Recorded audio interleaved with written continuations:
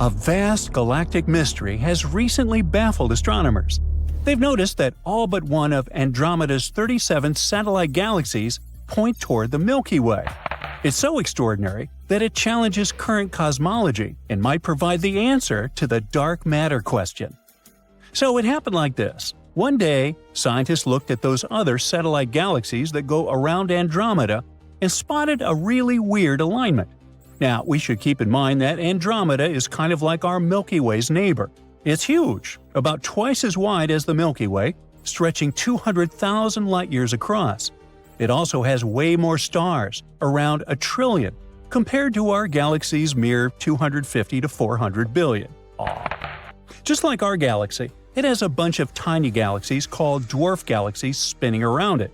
There are 37 of them. The strange thing is, almost all of those little galaxies are on the same side of Andromeda. And it's getting even creepier, because it's the side that faces the Milky Way. Only one galaxy is hanging out on the other side. Imagine tossing a bunch of marbles around a tree with nearly every single marble landing on just one side. That's weird, isn't it? Scientists say that this discovery doesn't match what they expected at all. Their usual space models show that stuff like this should be spread out more evenly. But this isn't even close to even. It's so lopsided that they can't really explain it yet. Those models follow the main space theory we use today, called the lambda cold dark matter model. According to this theory, the little galaxies should be spread around Andromeda pretty evenly, maybe just a bit lopsided. But in real life, their distribution is way more uneven than the model said it should be. The scientists have run tons of simulations, and only about 0.03% of them ended up close to what we actually see. And still, none of them matched the real thing exactly. So, does it show the lambda CDM model has flaws? That would be a big deal, because we normally use this model to explain how the universe works.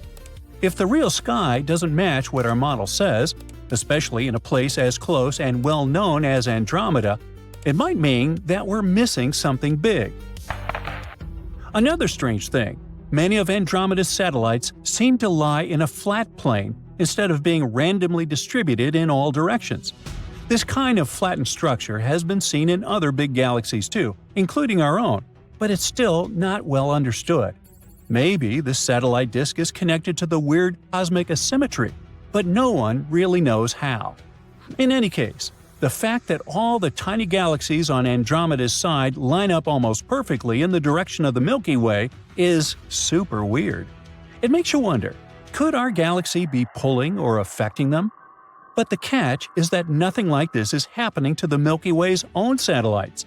Plus, the gravity between our two galaxies doesn't seem strong enough to do that kind of pulling. The answer might lie in one of the most mysterious things the universe has to offer: dark matter. Let's start from the very beginning. We'll go all the way back to the early universe, just after the Big Bang. Now, back then, I wasn't around then, but I'll tell you anyways. Matter in the universe was spread out pretty evenly, but not perfectly even. In a few spots, there were just slightly higher amounts of matter than in others, tiny clumps. Those little differences were important, because gravity could latch onto them. Over time, those denser regions started pulling in more material, slowly growing into the first structures in the universe. Astronomers believe that dwarf galaxies were the earliest and smallest building blocks of galaxy formation. Think of them like Lego bricks, tiny pieces that were later pulled together by gravity to build larger galaxies over billions of years. Now, when we talk about matter, we mean two different things: normal matter, the kind we can see and touch, including atoms, gas, stars, planets, and everything around us, and dark matter, the invisible kind. It doesn't give off any light, doesn't absorb it, and doesn't interact with normal matter in the usual ways. The only reason we know it exists is because of its gravitational pull. There's also a lot more of it than normal matter. Scientists think that roughly 85% of all matter in the universe is dark matter. At the same time, we've never directly detected a dark matter particle. But we know dark matter is there because it bends light, it holds galaxies together, they spin too fast to stay intact otherwise, and it shapes the structure of the universe, allowing us to map its influence on larger scales. While normal matter can clump together, crash, heat up, cool down, and eventually form stars and galaxies, dark matter can't do any of that. It doesn't bump into itself or radiate heat, but it can still form big, invisible clumps, which we call dark matter halos. In the early stages of the universe, the halos acted like gravity wells. They pulled in normal matter, which sank into the centers of those halos and formed the first galaxies. So, galaxies like the Milky Way or Andromeda might be sitting inside enormous blobs of dark matter that we just can't see. So, cosmic asymmetry explained? Not yet. Scientists are sure that dwarf galaxies are some of the most dark matter-dominated objects in the universe. In many cases, over 99% of their mass is likely to be dark matter. That means they give us a unique chance to study dark matter without all the messy gas and stars that exist in larger galaxies. Researchers use dwarf galaxies to figure out how dark matter clumps together, or whether there are alternative theories of dark matter, like warm or self-interacting dark matter. At the moment, the main theory is that dark matter behaves like a cold, clumpy, and slow-moving fluid. At the same time, it might not be totally cold. Maybe it has other properties. Maybe it interacts with itself or with normal matter in subtle ways we haven't discovered yet. If that's true, it could help explain why satellite galaxies form in strange patterns, like the ones around Andromeda. In other words, the lambda CDM model might indeed have flaws. According to it, thousands of dwarf galaxies should be orbiting around larger galaxies like the Milky Way and Andromeda. But we only see a few dozen. This is known as the missing satellites problem. There are other puzzles too. For example, lambda CDM predicts that dark matter halos should be the densest at the center, but many dwarf galaxies seem to have cores of their own. Plus, dwarf satellites around galaxies like Andromeda and the Milky Way seem to lie in thin, co-rotating planes, and it's something extremely rare in lambda CDM simulations. And finally, some simulated dark matter halos are so massive that they should form bright dwarf galaxies, but we don't see them. No wonder astronomers are so interested in dwarf galaxies and the explanation of cosmic asymmetry. For that, we need more precise measurements of their motions and structures and simulations that add more realistic physics, like stellar feedback, turbulence, and so on. Plus, we gotta search for new dwarf galaxies in the local group and beyond, using better telescopes and deeper surveys. Now, getting back to Andromeda's weirdly positioned satellites, if the dark matter theory doesn't work out, there's another possibility that involves large-scale interactions between galaxies. It could be an old collision or a near miss that shaped the current distribution of satellites. For example, some scientists think a smaller galaxy, Messier 32, might have collided with Andromeda long ago, stirring things up. Scientists have seen some lopsided shapes in other galaxies before, but none as weird as what's going on around Andromeda. Usually, the little galaxies around big ones spread out pretty evenly or are just a bit off. That makes scientists think Andromeda might be a super special case. They say we need to keep looking, using better telescopes, to crack the Andromeda galaxy mystery. And perhaps, after figuring out the truth, we'll also come closer to solving the dark matter problem.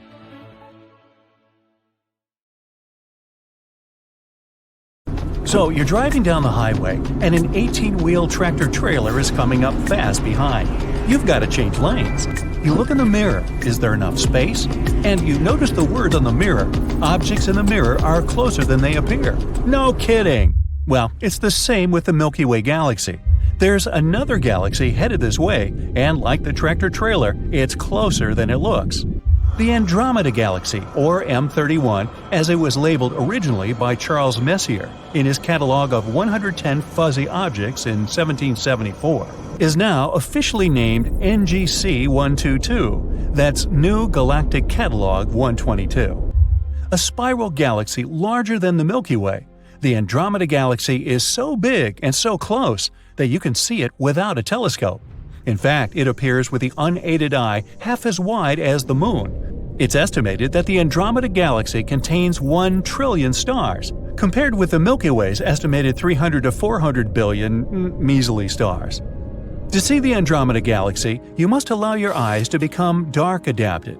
This might take about 10 minutes while your pupils dilate to take in as much light as possible. M31 is best seen from late summer through winter, when the great square of Pegasus the winged horse is overhead. Draw a line across the great square diagonally upwards from the lower corner star, then go a little further beyond the square. There it is! But you still won't be able to see how big it is unless you peek at it from the corners of your eyes. If you stare straight at it, the galaxy will tend to fade away. You must use your peripheral vision to see how big the Andromeda galaxy appears. Peripheral vision, or averted vision, allows you to see light more sensitively at night, but without color. Sailors have used averted vision for centuries to see faint lights out on the ocean or on land. Aristotle used averted vision to observe star cluster M41 in Canis Major, as he described in his book Meteorologica. In a telescopic photograph, the Andromeda galaxy appears 6 times wider than the Moon, because with the unaided eye, we can only see the bright center of the galaxy. A telescopic photograph shows how massive M31's spiral arms really are. And this beast of a galaxy is headed our way. We are looking at a future massive collision of galaxies of, well, galactic proportions. When that happens, humanity may need to relocate to another galaxy to inhabit. Perhaps we'll go to the Pinwheel Galaxy in the asterism of the Big Dipper. How do we know the Andromeda Galaxy is moving towards us? With a tool called a spectroscope. After the camera, the spectroscope is the most important attachment to a telescope. Oh, except for the human eye. Our eyes only see light. You don't have this big horse in your eye. You only have the light being reflected by the horse in your eyes. The same with space. We only see the light coming from there. So, if we are going to understand space, we need to understand light. And that was not an easy task for astronomers of the 19th century. The invention of the spectroscope was a big breakthrough in understanding light coming to Earth from space. With a spectroscope, astronomers can tell which direction objects in space are moving, as well as which elements are making the light. When you hear an ambulance approaching, you hear the siren getting louder and higher, and when it passes you and goes away, you hear the siren's sound get weaker and lower. The change in pitch frequency depends entirely on the motion of the source. This is called the Doppler effect, after the Austrian physicist and mathematician Christian Johann Doppler, who first explained the effect in 1842. The ambulance siren is not changing its volume. The sound waves are being compressed as it is approaching and stretched as the ambulance recedes. The spectroscope shows that light waves show the same Doppler effect as sound waves. They are compressed as the star or galaxy is approaching us and appear stretched when it is receding. Therefore, the light from an approaching galaxy will appear slightly bluer, the blue shift, a slight increase in frequency, and the light from a receding galaxy will appear slightly redder than normal, or red shift, a slight decrease in the light's frequency. In 1929, Edwin Hubble, after whom the Hubble spacecraft is named, published his spectroscopic study of 46 galaxies, the light from all but one of which was redshifted, moving away. Hubble's study provided the first evidence that the universe was expanding. The farther away a galaxy was from the Milky Way, the faster it was moving away. This was also the first evidence that the universe began with a Big Bang. The one galaxy whose light was blue-shifted, moving towards the Milky Way, was M31, the Andromeda Galaxy, the closest galaxy. 250,000 miles per hour seems a pretty high speed at which to have a collision. That's the speed spectroscopic measurements of the blue shift of Andromeda indicate. It's going to be a big mess when it happens. But when is it going to happen? To determine when the two galaxies will collide, we need to determine the distance between them, and for that we need, boom, supernovas. Type 1a supernovas are what are called standard candles. Just as we know how bright a candle shines, we know how bright a Type 1a supernova shines, its absolute magnitude. A Type 1a supernova appears when a white dwarf collapses under the pressure of all the gas it has been gravitationally slurping from a companion star. Looking at the Andromeda Galaxy and measuring the apparent brightness of a supernova in the galaxy, it is possible to calculate its distance away from us. Because the intensity of light dims inversely with the square of its distance away, which is called the inverse square law, By comparing the apparent brightness of a supernova in the Andromeda galaxy with its absolute brightness, well, we get an approximate distance of 2.5 million light-years. Since 1 light-year is approximately 6 trillion miles, and the Andromeda galaxy is 2.5 million light-years away, even though it is approaching at the speed of about 250,000 miles, we have about 4 billion years before the big collision. So you can wait until after lunch, maybe dinner, to start packing. As an aside, if we see the Andromeda galaxy as it was 2.5 million years ago, and it has been moving toward the Milky Way all this time, how big in the sky would it appear now? Quite as big as that tractor trailer in your rearview mirror. But do we really have 4 billion years before the galaxies crash? There are several other factors to consider. The minor galaxies that are gravitationally linked to both the Milky Way and the Andromeda galaxy will be swallowed up by their host galaxies. Considering the lopsided mass distribution that will result, the galactic collision of the Milky Way and Andromeda will be affected. Some scientists are saying it won't be a direct hit, but more of a sideswipe. And then there's the galactic halos of each galaxy. Here's what Project Omega has found out about the halo of stars and gas surrounding the Andromeda galaxy.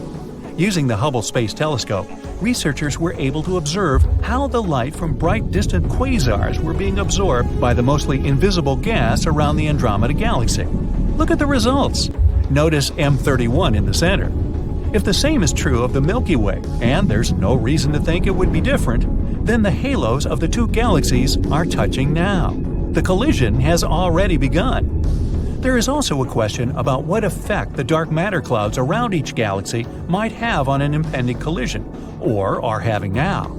But enough of speculation. In 4 billion years, the Sun will have increased brightness on its way to becoming a red giant star. And humans will have already found another galaxy to inhabit. Happy traveling, dear humans! That's it for today. So hey, if you pacified your curiosity, then give the video a like and share it with your friends. Or if you want more, just click on these videos and stay on the bright side.